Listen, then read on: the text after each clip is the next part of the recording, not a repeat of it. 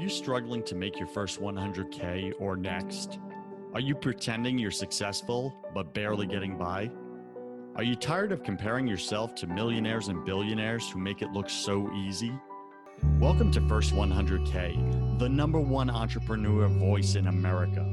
I talk about the important things that no one else is talking about, like how to make your first $100,000, because I believe this is where 90% of entrepreneurs get stuck.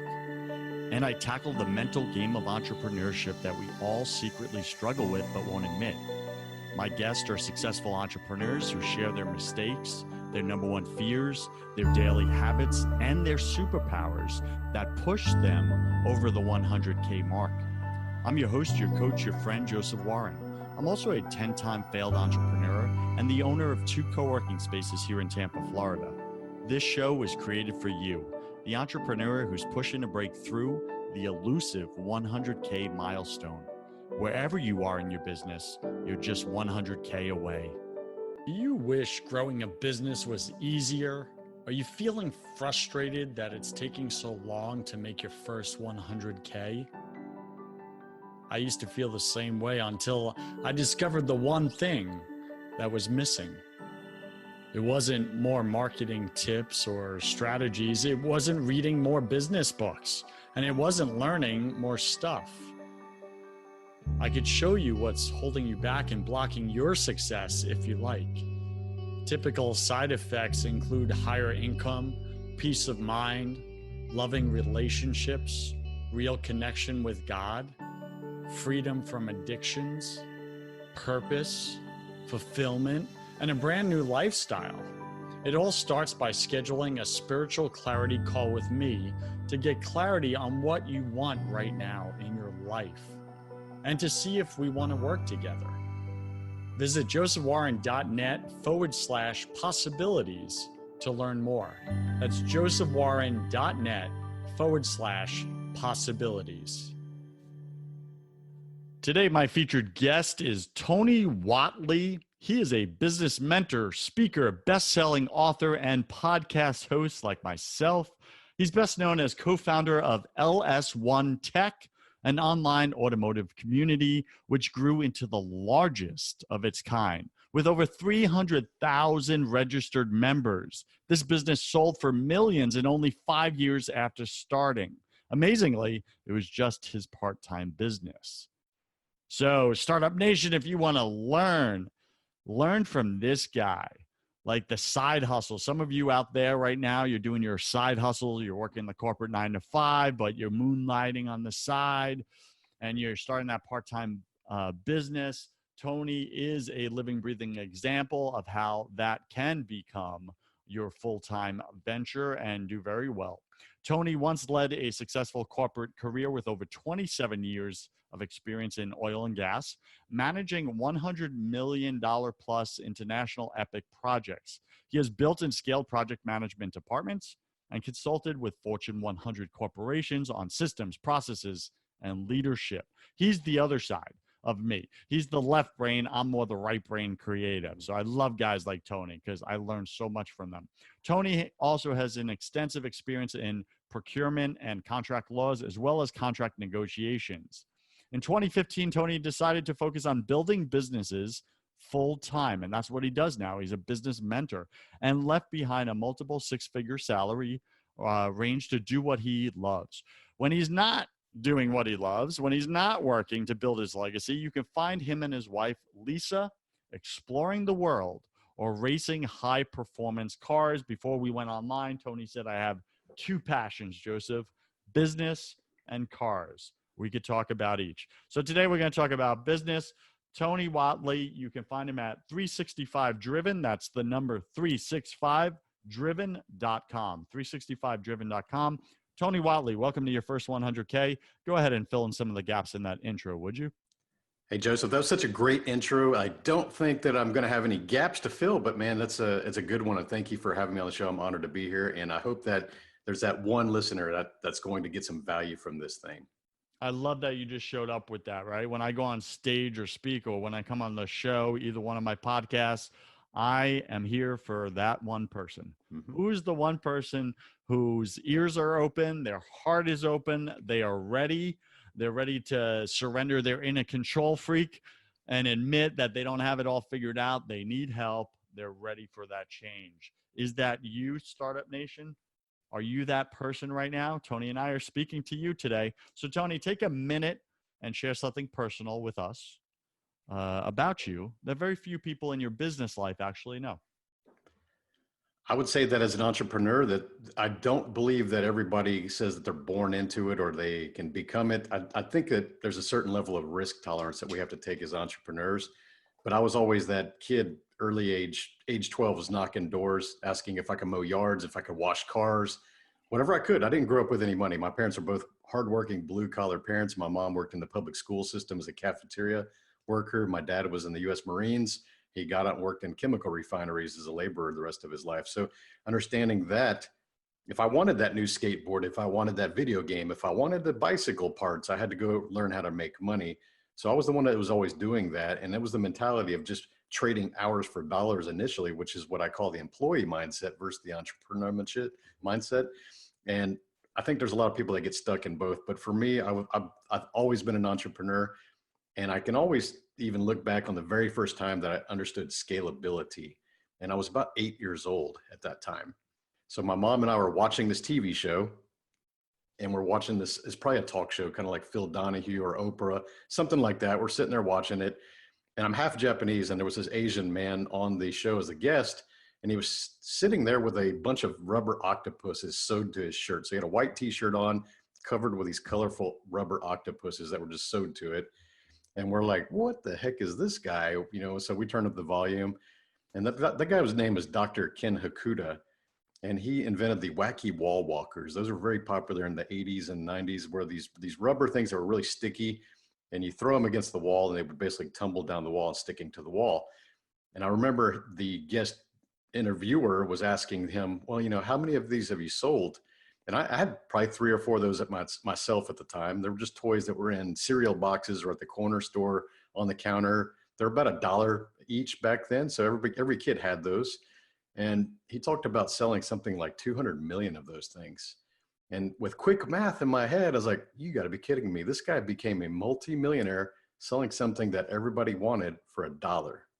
And that was my first realization that scalability at an early age. All right, Startup Nation, get inspired, right? What did you call it? Wonky wall crawlers?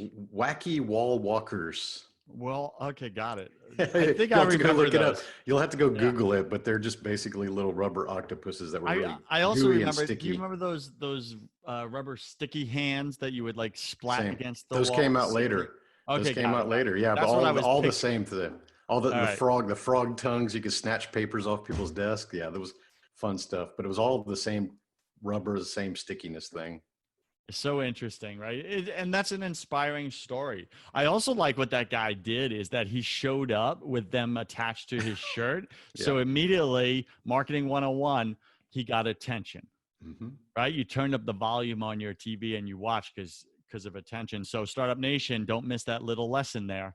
Attention is the first thing. If you can't get someone's attention, it doesn't matter your product or how great your content, you got to get the attention. So Tony, let's get into it. I want to hear your story. So 365 driven, right? We shared the bio. We went back, you know, and we seen what you've done and what you're capable of. It's fantastic. Well done. Then you start and you say, hey, I'm going to be a business mentor. I'm going to take some of, you know, this know-how, my business acumen, and I want to now give it to others. I want to serve others. You start out 365 driven. Was it a instant success, or did you have to work for it like the rest of us? What did that look like? Go back, paint us a vivid picture, 0 to 100K and beyond, year 1, 2, and 3. What do you got? Absolutely. That's a great question. And most people assume because of previous successes that you can create success anytime you want. It's not true, because something like 365 driven was something I started in June of 2017. So it wasn't very long ago, but from my background, it was completely out of the range of my familiarization or my industry. So to give you some context, listeners, I was oil and gas professional, middle management, working for the major oil companies for 25 years, engineering background. And then the businesses I created were in the performance automotive sector. Those were the online businesses that create millions of dollars. So there's a passions of cars, and I had a profession in oil and gas. But here's the thing is that I'd helped at least a dozen of my friends become millionaires and build these multiple 7 and 8 figure companies in the last 15 years. But they were only because they were in my proximity of my closest friends giving, they're always giving, Tony, what can you do here? What do you think about this? Getting advice from me because I'd already done that. But the thing is that I was not willing to go do that publicly because one, I had financial success and I didn't feel like I needed to put myself out there. And two, I just wasn't the right person to put myself out there. I was scared about that. Like everybody, I've had bullies as a kid and a lot of things that I worry about. I didn't like the way I sounded on my recorded voice. I didn't like being on camera. I was a hell of an exceptional photographer. I've done some feature write-ups for major automotive magazines. I'm really good behind the camera, but in front of the camera, I avoided that. So prior to June of 2017, you would have never seen me in front of the camera unless we're on vacation with the wife, because you just have to do that, guys. Let's be honest. Now, for me to get into the 365 driven thing, it was like, you know what, I've got this book rattling around in my head. Joseph mentioned that during the intro. It's called Side Hustle Millionaire. It was a book that it rattled around in my head for 5 years before I finally sat down and typed it. And the thing is I wanted to impact more people, but I didn't have the confidence to stand on that stage. I didn't have the confidence to get on these microphones or be on TV or radio and these different things. So I was writing this book and I started to think, wow, this is probably going to be a good book because a lot of people are asking for this information. I need to invest more in myself to become the right person to carry this just in case I get interviewed. And here we are, Joseph, over 150 interviews later, been on TV, been on live radios. I had to become that person, and I was not like that person at the beginning. So me jumping into personal development was also a observation of looking at the industry and business. And there was a lot of people out there that were teaching things that they've never accomplished, and that drove me nuts. So we have these people out there trying to basically just capitalize on people who don't know any better. And then you've got these other people who know all the information who are just keeping it to themselves. And I said, you know what, I need to go out there and just put it out there. I've got proof. I've helped so many people. I need to quit, impacting dozens of people and focus on impacting hundreds of people. And that's how small I thought, Joseph. I want to go impact hundreds of people. And then that became thousands of people that I impacted. Then I started thinking, I need to go impact millions of people. And even for the first few months of me saying that, it didn't make a lot of sense to me. I didn't feel comfortable saying that. And the reason I'm sharing this message is that I want the listeners to understand that you don't have to have that grand slam, grandiose, huge dream to go pursue something. Start with impacting one person, like we talked about when we fired up this show, then 10, then 100, then 1,000. Because as soon as you get past those milestones, it becomes reality. After I've impacted thousands, there's nothing left to say but millions. I don't think I'll get to the billions mark because let's be honest, that's Tony Robbins level. And I don't even know if he's impacted billions, to be honest. He's probably done hundreds of millions. There's only 7 billion people on this planet. So understand with 365 driven, the financial things, it's I always see money as a score of the game. I think business is a game. I love games. I love Monopoly, video games, sports. Business to me is just another game. We have rules, which are regulations, laws, and taxes. We have wins and failures. We have strategies. We have risk. We have all these different players. It's all a game.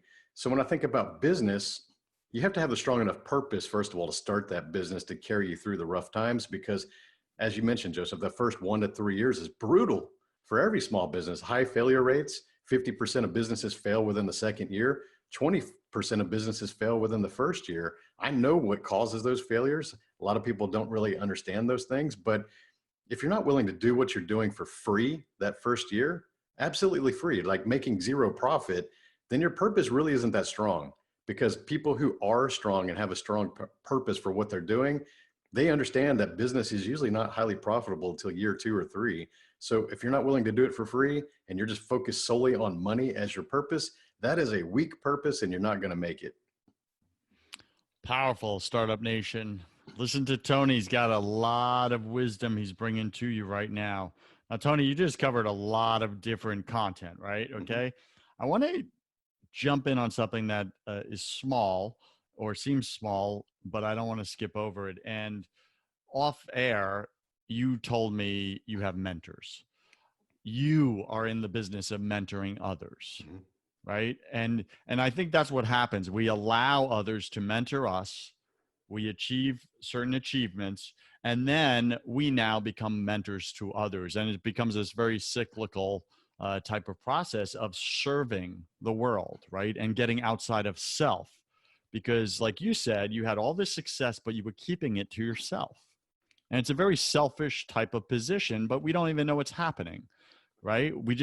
And then you got awakened to it. You realized it and you said, wait a second, I can't be one of those people that just keeps it all to myself. I have to serve. It's my obligation to serve. And it's a beautiful thing. Now, you mentioned off camera that one of your mentors is Ed Milet, right? And Ed is about to hit the $1 billion mark, right? He's crushing it, which is awesome. So speak to Startup Nation right now about the importance of mentorship, but not in a very generic way that you hear on all the different shows, okay? But in a way, and I'm gonna make it specific. I have a talk. My signature talk is called Confessions of a Control Freak. And I speak about the 5 different inner control freaks that we all wrestle with, right? Speak to Startup Nation about that inner control freak right now, how to get that out of the way and ask for people's help and get the mentorship you need and stop trying to be so self-reliant, right? And do the whole solo entrepreneur type facade. What do you got? I love that because there's a lot of motivational memes that we see out there and music and things like that that really serve this great vision of being self-made. We see that all over on t-shirts, self-made, self-made, self-made. Guys, I do not know one highly successful person that will claim to be self-made. That is a fallacy that's created by someone who may be independent, may be driven. And I'll tell you, you can make it to 7 figures being solopreneur. You can get there. You could probably make it about to 3 million based on the business model as a solopreneur. But beyond that, nope, you're going to need a team. No, you're no longer self-made. And you're not even going to get there as a solopreneur without understanding the knowledge, because you have to learn these things from somebody. Now, you may be the one that's executing and taking all the actions as a solopreneur, and you may self-pat yourself on the back and tell you that I'm self-made. It's just not true, guys. The education systems that you've had, the things that you've learned, the podcast that you're listening to like this, and you're absorbing information from people like Joseph and myself, the books you've read, those are indirect mentors, even though that you're not paying them to be your mentor. We learn from other people. So don't ever claim self-made. It's not a badge of honor to wear. And anyone who says that, it's really about ego. And I'll tell you, that's a lot harder for men to ask for help than it is for women. I'll say that women have a tendency to not understand something and they want the shortcut. They want to go find somebody to give them some answers and get them past that challenge. And that's great. Do that. But for men, we have this bravado, like, well, I'm going to be a weaker version of a man if I go ask for help because my dad and my grandfather before me told me that, I just got to suck it up. And if I fall down and skin my knee, I'm not hurt. I'm just rub some dirt on that and just keep on going. And as men, we're conditioned to believe that we have to do things and persevere and be tough and not ask for help because we think of asking help as a weakness. And that is going to limit you guys. That's going to severely limit your potential in life, because the best people out there who are performing at the highest level, whether that's sports, business, anything you can imagine, they've had coaches, they've had mentors. And if you're hiring a coach and they don't have mentors, or at least they're not in a high level mastermind themselves of their peers, then you need to start asking yourself, why would I invest in this person if they're not investing in themselves? Because if they don't believe in the process, how are they going to teach me this process? So you got to start thinking about, this is not a cost. A lot of people focus on the price of a coach or a mentor. And they think about that and they go, wow, to be an RTA syndicate, you're going to be spending almost $100,000. And I get that. That's a lot of money. Nobody has $100,000 laying around. But I look at that and go, hey, you know what? That's an investment. There's going to be some return on that investment over time. I'm not looking for instant returns. I'm not expecting to spend $100,000 to hang out with Ed Milet and Andy Frisella at their house on a few times a year to result in millions of dollars this year. But you know what? What does that do? It unlocks some awesome potential for the networks that those guys have. It gets me on bigger stages as a speaker.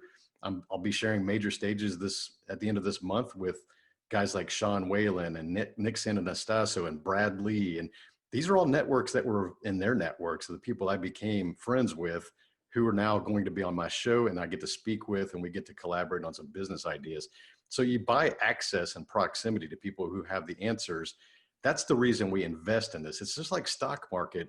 And I'll tell you that the general population, Joseph, they're okay opening their wallet or pulling out their credit card to pay for a college education. So they'll go spend $50,000 and 4 years of their life learning from middle managers who are teaching, who have not succeeded at the level that they would like. And they're learning from people who have never achieved a lot of times in these universities. And we're okay with that. We're like, hey, you know what? There's a college degree. I'll tell you what, you give somebody the right $50,000 and you go learn from someone who's actually done things, and you take the actions that you're going to implement. In 4 years, you're going to be way ahead of somebody that's coming out of college, and you'll not be in debt. You'll actually be in profit by then. So much good wisdom here, Startup Nation. And one thing that keeps showing up, right? And I was just doing my quiet prayer time with God this morning, and the Bible verse, Jesus speaks about don't follow the scribes and the Pharisees. Listen to them, obey the laws, but don't follow their example. He said, why? Because they're preachers and they don't practice what they preach. Exactly what you're saying right now. Like, how many preachers are out there in the business world, right? Preaching, do this, but they're not practicing it themselves. How many coaches are out there teaching all these, different types of content and things to do and how to become successful, but they're not actually doing it. They don't even have their own coaches. And so I'm a big fan of what you're saying, Tony. I never hire a coach unless they have coaches, because then they don't believe in their own profession or their own process. Like you said, people come to me for spiritual coaching and they're like, do you have a spiritual coach? My answer is yes, I do. I invest in that. Why? Because I need someone keeping me on track as well. So Startup Nation, very powerful conversation. We're speaking here with Tony Whatley. He is the side hustle millionaire. He wrote the book on it. You can find him at 365driven.com, 365driven.com. Tony, we have made Startup Nation wait long enough here for your top 3 tips or strategies, tactical, practical, that they can implement into their business this year to cross over the first 100K mark for the first time, maybe in their entire life. What do you got for them? What are your top 3 tips or strategies? Well, a lot of times I get asked, what is the key to finding the most successful odds for a business? And one of the things I like to talk about is the 3 Ps. It makes it easy to remember. This is your purpose, your passion, and your profession. And I'll carry each one of these. So purpose is basically, what is your strong purpose? What is your why? We hear that phrase commonly. A lot of people don't understand what that means, but your purpose it needs to be bigger than you. First of all, you need to think about how you're going to serve people, because the people that you're serving will be your customers or your clients. So you have to think about how you're going to improve their situation, how you're going to solve their problem. And when you start to understand that when you help other people achieve their dreams and their own goals, you get the rewards for that. So you have to be thinking about not what's in it for me, but what's in it for them. Just like you and I, Joseph, we fire up these microphones, we get on our podcast. It's not about me. We don't make any money from these podcasts. We're serving the community to teach them, guys. If you're listening, we're helping you. Now, by us helping you with this knowledge and our time and the guests that we interview, we bring you back into our fold and we get to teach you even more things. And eventually, you're going to start to build trust in this. You're going to start to see results, and you'll say, you know what? I want to hire Joseph as my coach. You know what? I want to hire Tony as my coach. So the rewards always come months, maybe even years down the road. And you have to be okay with that, because that instant return that everybody's looking for, that's what keeps people broke. They're always looking for the fast dollar, the quick path to success. They're always looking for these latest fads and trends. And I'll tell you, if you're following trendy or fad type businesses, especially on social media, if you just found that as a trend, it's too late. If you weren't as in the top 10% of that trend before it became a trend, you missed that boat. So quit doing that stuff. Quit falling for that. Quit showing up to these networking conventions every 6 months with a different business card, because you're not focused on something that's actually behind your purpose. Now, the second P, passion. People think about, what does passion mean? Well, the best way to tangibly understand that is think about if you enter a bookstore and you see a huge magazine rack full of different magazines, hundreds of magazines, all glowing and lit up, and you're looking at all these, and there's always going to be one magazine that you gravitate towards. It's like going to be pulling towards you like a magnet. You're going to go pick up that magazine. You're going to flip through it while you're standing there at the stage, and you're going to go cover to cover in that magazine. It's going to be like a time warp happened. And you're going to look up when that magazine's done, and you're going to be, whoa, I just read this entire magazine without making it to the checkout counter. You're going to feel a little guilty. We all know these kind of magazines or the books or the podcasts we're listening. What is it that's really gravitating towards you? That's an indicator of your passions, of the industry that you may want to start something in. Because when you have the strong passion and you have a stronger purpose behind it, it's not going to feel like work. We hear this, if you do everything you love, you're not going to feel like work. It's true. We do hard work. We feel the hard work, but when it's something that we have aligned with our passions and our purpose, it doesn't feel like work. We actually enjoy doing this. I can't wait to get up and speak to clients. I can't wait to go stand on stages. I can't wait to be on podcasts and do these things. These are things I enjoy, even though they are work and they do create results. So the final one is the profession. The word professional is literally means getting paid to do something. There's a lot of you out there with hobbies or simple interests that no one's willing to pay for. And you think that you want to go create a business in that. So you start doing these things with a hobby and you don't really answer the question, is this something that somebody's willing to pay me for? So you go spend thousands of dollars starting this thing, building a website, chasing things.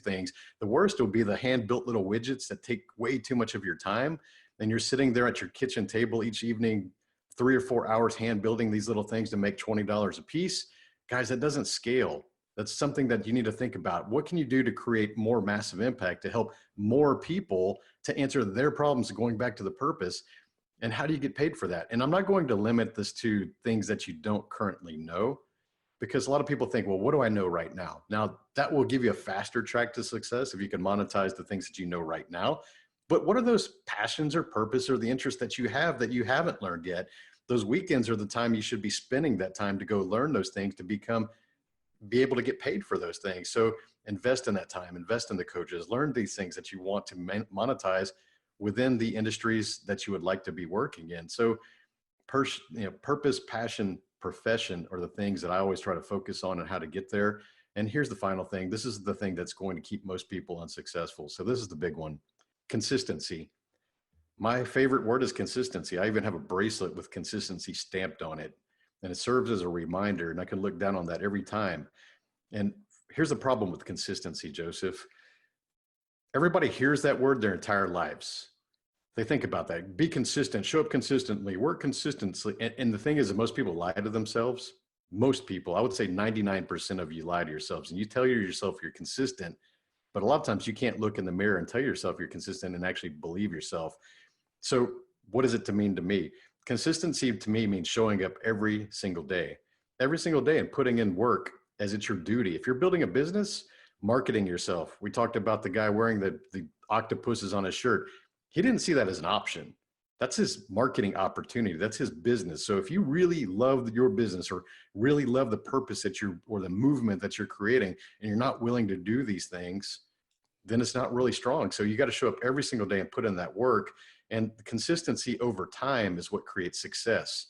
And what I'll tell you is here's the secret most people don't understand. So maybe some of you are listening to this and you're going through this phase. That 0 to 12 months, that first year is what I call no man's land. And here's the thing that's going to play out. And I want you to understand what's coming, especially if you're stuck in the middle of this.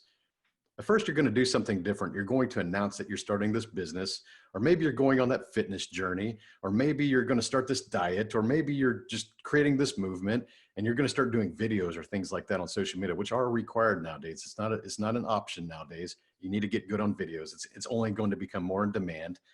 And initially your audience will be saying, wow, who's this Joseph guy? He's doing videos now. That's interesting. Or they're going to watch a few and they're going to like those videos, and you're going to start to feel a little confidence. You're going to think like, wow, I've got a supporting network. This is going to be easier than I thought.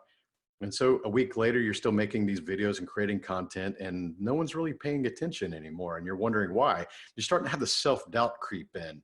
You're starting to think, do I suck at this? Is this something that am I really good? I see Joseph out there killing it. I see Tony Whatley out there killing it, but I'm just as good looking as those guys. I'm just as smart as those guys. I'm just as successful as those guys. And you start to have these comparisons, things that just step in, and the psychology and the imposter syndrome that you and I talked about, Joseph. And then a month later, you're like, well, maybe this isn't cut out for me. Maybe this business idea just isn't so good because nobody's really liking my posts. Nobody's sharing my content. Others people are making it look so easy. It's just not me. And so by month 2, month 3, maybe you start to quit. You start to show up. You kind of disappear. You talk about regrouping. Maybe we all know you're just basically doing something else or trying to get some other fast results doing something else. Really, you're going back to the cave, you're licking your wounds, you're thinking about how you can pivot, and you're doing all this in silence. And that's the kiss of death for business owners, especially based on social media or digital program, is that you have to be willing to do this even if nobody's listening. That first 6 months is painful. You're going to have to fire up this microphone on your new podcast and speak, even if you feel like nobody's doing a download. If you got 0 downloads and you're not willing to do it, you don't have a strong enough purpose. You don't have enough passion behind what you're doing. You're going to get passed by people like Joseph, like myself, who will endure and go through that consistency zone, even if nobody's listening, because we know what's on the other side of that. So here's the beauty of that. About 6 months in, if you consistently show up every day, you're going to have a few people starting to throw you likes. And you're going to go, oh, wow, these people are actually throwing me a few likes here. About 8 to 12 months in, people are starting to comment. Hey, Joseph. Hey, Michelle. Hey, John. These are awesome videos. I like this content. Keep this coming. You're really inspiring me. Thank you. You're going to start to see that. 18 months in, you're going to start getting tagged around the internet. Oh, you guys got to come see Joseph's video, his post. This thing is incredible. You guys need to go read Joseph's book, Tony's book. You got to go see these things. Go see this event. Someone's speaking at this. You're going to be tagged around the internet. By 2 years, I get tagged hundreds of times on a daily basis across social media by people I don't ever know, never seen before. It's because I've consistently showed up for the last 3 years. And I'll tell you that first 2 years, I didn't get paid. I didn't pay myself. I basically helped 22 people launch their first business in 2019, 2018 for nothing, because I was lining out my processes, showing that I can get repeatable results, had a 100% success rate. And then and only then I was like, okay, I got something I can actually package and sell to help people now. So understand that I had the strong purpose and I showed up every single day for the last 2.5 years. And I keep showing up every day, even though I've found success making multiple 6 figures now doing the coaching thing. So understand this is the commitment it's going to take. That consistency is what's going to win. Most people don't have it, but if you are listening and you have it, you need to start thinking really serious about being consistent and showing up every day. Tony, I love what you're saying. I'm in full agreement. However, I know my listener. And my listener is running their judgments, their critical brain right now. And they're saying, sounds easy for you, Tony. You were able to take off a year or 2 years and with no pay, no income, and invest in that because you had previous success. I'm barely getting by working my 9 to 5. I don't have the luxury of taking off to really test with clients for free and build my processes and get better. So what do you say to that person right now who's comparing themselves to you, to I, and saying, well, I'm not where you're at, so it's different for me? I love that question. And I get asked it quite often, but I want to take it back to 2001, my very first company, LS1 Tech, that you mentioned in the intro. The year 2000 was the year my son was born. So he's 20 now. And he was an unplanned birth with someone that I was not in love with. And we tried to make that work. I just got laid off for 6 months because of an oil industry downturn. I was very inexperienced at the time, so I didn't have enough experience to go find another engineering job. There was nobody was hiring. Had to live off of credit cards for about that 6 months. Went severely in debt, still had student loans to pay off at the time. And here I was, about $45,000 in debt with a newborn son, living in a relationship that I was unhappy with, going through depression, and I was working 3 jobs to try to make ends meet. So I was waiting tables, I was working on cars as a mechanic, and I was teaching myself how to build websites, to code websites in the evening so I can actually make more money. So 3 jobs, depression, newborn, failed relationship with someone who was unsupportive of my business ideas. She would actually laugh about my business ideas and call them stupid while I was sitting there trying to teach myself how to build that website. So I started my first business about 6 months after we split. Going through all that, still working 3 jobs, still in debt. It took me 3 years just to get back to zero. And so I don't have a lot of sympathy for people who make excuses, especially for people who blame their children for excuses, because that's the biggest cop out there is. Oh, well, Tony, I got kids. I can't start this business. Well, you know what? How are you going to teach your children to dream and chase their dreams if they don't see you chasing your own dreams? They're watching you. If you're sitting here listening to this and you're talking about my children keep me from doing this, or my job keeps me from doing this, or my spouse keeps me from doing this, then you don't want it bad enough.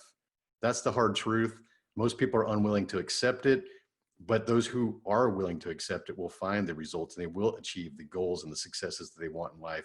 And I hate that people have to hear it this way, but sometimes they need that wake up call, because everything that you have is an excuse that's keeping you from starting and doing things. You have to realize millions of other people had the exact same excuses, still stepped up to the challenge and still knocked it out of the park. So it's really just up to you. Look at yourself in the mirror. These surface level excuses that you hear about children, family, jobs, the only reason you're carrying those around is because you're hanging around with other people who aspire to be average, who aspire to live mediocre lives, who are in a complacency rut, and they all just share that excuse back and forth to verify and validate each other that, hey, we're all just working as hard as we can, Tony. We're all just doing what we can, Tony. It's the people you're hanging around with that's keeping you in that mindset. You need to start finding people or find that coach that's going to get you out of that mindset. Startup Nation, how is that for a kick in your booty? Right? If you have a victim mentality and you're finally aware of it, look around you. Are you hanging out with a group of victims? How do you expect to get out of it? You won't. The second you start reaching, you start crawling out, they're going to grab you by the ankles and drag you back in. Say, where do you think you're going? You're one of us. You can't make it. That's not for you. Right? And they kill our dreams, but we allow them to. So thank you for going there, Tony. You know, it's rare I have a guest come on the show and I could just lean back and just kind of like, you know, have a little pina colada in my hand and just let you just take the show. You're very good at what you do and how you share and how you communicate. And thank you for sharing those 3 years of suck that you had, and you went through the suck, and because of it you're now able to look at people who are in it making excuses, settling for it, and you're able to call them out and say, listen, you either want this or you don't. If you want it, go for it. No excuses. Make it happen. Show up consistent with or without results until you finally hit it. And if you don't want it because you're not willing to do the work, then please, for the sake of all of us out there, stop pretending that you actually want it and just say, hey, I have these big dreams, but I'm honestly never going to get them because I'm not willing to do the work. And just come clean about it, man. People will respect that more than you pretending and walking around with this mask. You agree or disagree with that, Tony? Totally agree. Actions do speak louder than words, but I'll tell you, here's a secret. There's another motivational meme that I see come across my social feeds once in a while, and I kind of laugh when I see it. And I know that you've probably seen it too if you're listening to this show. And it's the one that's called hustle hard in silence and let your actions speak for you. If you ever see that meme, hustle hard in silence, let your actions speak for you, I don't believe in that. I don't believe in that because most people lack accountability. Most people lack discipline. And here's the thing, if you're out there thinking that you're hustle hard in silence, what you're really doing is you're giving yourself a convenient escape door that you can go out of anytime without anybody knowing that you even try to step into that challenge. So if you think about that, like let's for example, we see a lot of obesity in the country here in the United States. A lot of people know they need to get better. More people die from heart disease and obesity from any disease. We're looking at this coronavirus and all this stuff going on right now. There's more people dying on a daily basis from just eating the wrong foods their entire lives and not exercising. Millions of people. But there's a lot of people out there thinking, man, I need to get back in shape, or I want to start this business. And they don't tell anybody. They don't have an accountability group. They don't have a coach. They don't tell anybody. So they go to the gym maybe once, especially all you New Year's resolutionists. You go to the gym twice that week and you feel real sore and you go, oh, I'm just not as young as I used to be. I need to give up on this and just kind of quit going. I guess, the soreness is telling me that I'm not cut out for this. So I quit. And if you never told anybody that you're going on this fitness journey, there's your escape door. You can escape and nobody's going to know. The only thing that's going to know is your credit card statement when you see that $30 bill hit every month because you signed a contract. So understand, when you call your shots, when you put it out there and actually use your social media or build a support group or build a little support mastermind, even better, 5 to 10 people to hold each other accountable, that's when you get results. When you start saying, hey, you know what? I'm going to write a book and it's going to be done by June of this year. And I'm going to commit to writing 1 hour a day and I'm going to do this. And I need you guys to help me. Guess what? People will help you. People will help you, and you won't have that convenient escape door. You won't have that convenient parachute to use. You'll be able to actually do the work and actually get the results, and you'll start to go, why didn't I just do this sooner? So you don't get to hustle hard in silence until you've proven discipline and proven results. So whenever you see that meme, you better not be liking it. You better be avoiding it until you get results.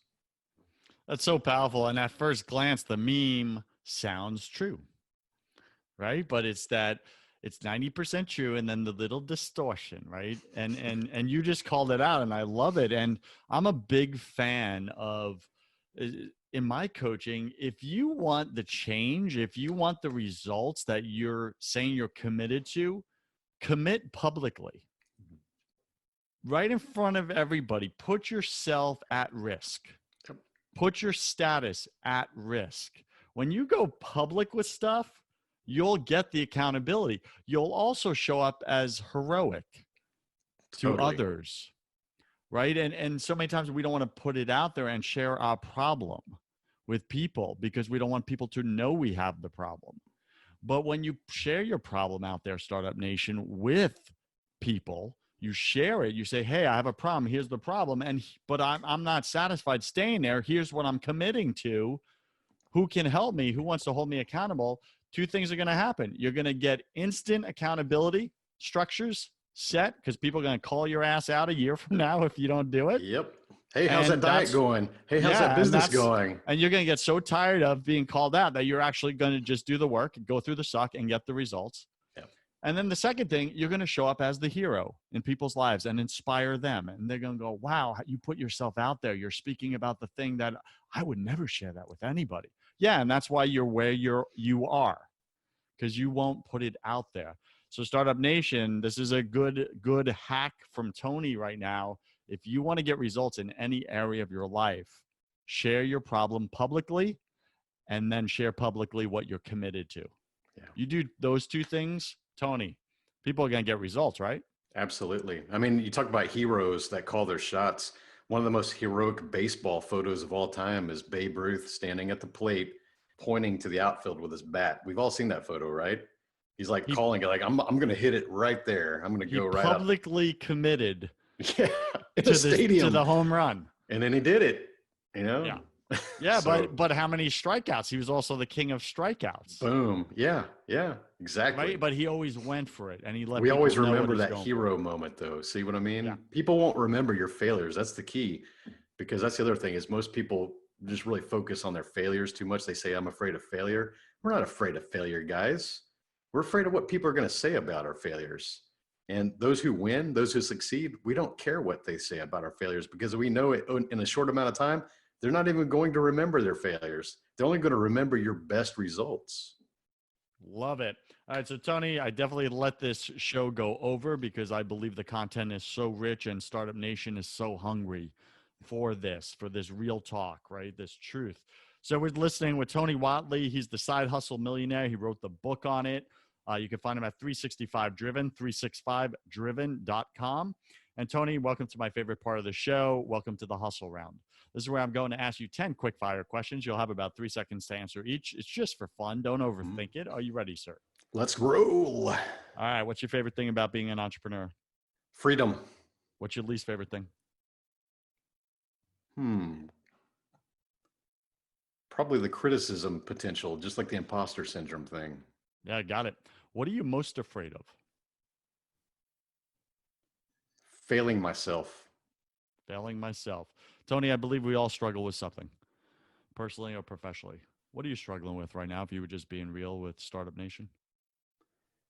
I think that I still struggle with not building the right size team to scale my dreams. Got it. What did you spend way too much time doing your first year in this business? Hmm. Man, there's so many different things that we get really just focused on. I think I spent way too much time doing a bunch of research and looking for the quick fixes and the funnels and the silver bullets and all these things that you think that are going to help you in a digital space. But what it all comes down to is just creating value and showing up. Got it. What secret fear do you have about people? I don't have any, I guess. Come on, what you got? I don't. I guess the fear of public speaking used to be my greatest fear, and I conquered that. Love it. Now, Startup Nation, you're immediately asking, how did you do it? I still struggle with that. I also conquered mine. That was my greatest fear. Now it's the thing that lights me up the most is when I'm on Absolutely. stage in front of an audience connecting. So maybe we'll do another show and we'll talk about that. What do you wish you had learned sooner in business? Effective speaking, communication, public speaking. And to give your answer there is Toastmasters. Go join Toastmasters. It's cheap and you'll learn public speaking. And then in between those weekly meetings, do videos every single day, that consistency again. Yeah, it really breaks down that fear of being judged and criticized by others. You just become numb to it after a while. You're like, Yep. who cares? I'm just Yep. recording my video. What's a new habit you want to form?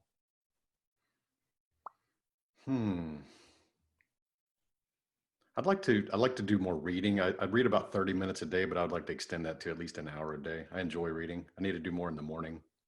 What's a bad habit you want to break? The occasional cheat meals. Got it. Pick 3 words to describe who you are now. Confident, daredevil, thoughtful. Pick 3 words to describe who you were your first year in this business. First year in business, I would say that I was overconfident. I would say that more self-doubt, and I focused on cost. Got it. And last question, if you could come back to life after you died, look your family and friends, your wife, your boy in the eye, and give them only one piece of advice about everything, about life, eternity, all of it, what would you say to them? I think the number one thing that most people need to overcome is what we touched on, is just to get past worrying about what other people think about you. That is the number one thing that keeps people paralyzed. If you can learn that it doesn't matter what they think about you. We've heard the phrase that what other people think about you is none of your business. It's true. And as soon as you start to gain the confidence and not worrying about judgment or fear criticism, then you'll be able to do whatever you want. Any final wisdom? What's the one thing you want my listener to know about making their first 100K this year? Think about serving far more people than you do. I'll do a visualization exercise at one of my speaking events, and I always challenge people's thoughts because people think too small. When most people think about it, they say, "Hey, I want $1 million in the bank," and I'll tell them that it's not a lot of money nowadays. That's a house and a nice SUV sometimes, depending on where we live. And you start to think about that, you got to challenge yourself to think bigger. And one of the things about thinking bigger is it'll keep you more motivated. So when you start to reach for bigger goals, even if you come up short, you should be way ahead of your shorter goal. So when you think about it that way, it's just put in more thought about how many more people you can impact with your product, your service, or what you want to do. That's the art of scalability. That's what we need to get away from, is thinking about trading our personal hours for dollars. That'll never scale. So think about how you can scale money without time factor. Awesome. And what's the best way for Startup Nation to get in touch with you personally if they so choose? My podcast is called 365 Driven. So everything's at the website that Joseph was nice enough to mention, 365driven.com. You'll find everything about my socials and my book and everything on that website. All right, Startup Nation, we'll catch you next week. I'll be flying and giving talks, so the schedule may change just a little bit. I'll do what I can, but I'm acknowledging it publicly first out here, okay? No promises. But to Tony's point with this podcast, when I finally committed to showing up every week and dropping a show, no matter what was going on in my life, no matter how good the show was, no matter how many times I effed it up in the conversation or didn't show up my best, and I just said I'm going to drop a show every single week on iTunes. It's going up. And here we are over 2 years in, 2 different shows I've been doing for over 2 years, consistent consistently, that has been the shift for me. And the first year, no results. Just like Tony said, he's so right. Nothing. An occasional like here and there, but crickets, crickets, crickets. And then, an occasional negative review. Like, you're such a fake, you're such a phony, Joseph. You act like you know it all, blah, blah, blah. Right. And just all that they're not talking about me. They're talking about what they don't like in themselves. Absolutely. And when I finally got that, dude, you're not going to stop me from my dreams. I'm just going to keep showing up consistently. This year is when I'm starting to see people come out from under the rocks, and invitations are happening, and people starting to reach out, and people are sharing the show, and people coming over to me, hey, I listened to that other episode, and I was like, you did? I didn't even know you listened to my show, right? And I'm starting to see it, and we haven't hockey sticked yet, but I feel it, I sense it. We're right there, Tony. We're right there. So Startup Nation, be inspired that if you show up consistently and do what Tony said, you will have success. It's just a matter of time. Absolutely. Tony, thanks for being on your first 100K. I wish you God's love, peace, and joy in your life, my friend. Thank you for having me. Cheers. Startup Nation, you cannot show up authentically in your business without building faith in your business. If you want to have that conversation on the faith side of things, go check out my other podcast called Broken Catholic. On that show, I interview all different guests about why the world isn't working right now. Plus, I tackle unspeakable topics that you may secretly struggle with, but won't admit. We gotta get your faith right to get your business right. Go to brokencatholic.com. I'm Joseph Warren, and you were made for greatness. So stop being a wuss and start being a winner. Have a blessed day, and I'll see you right back here next week.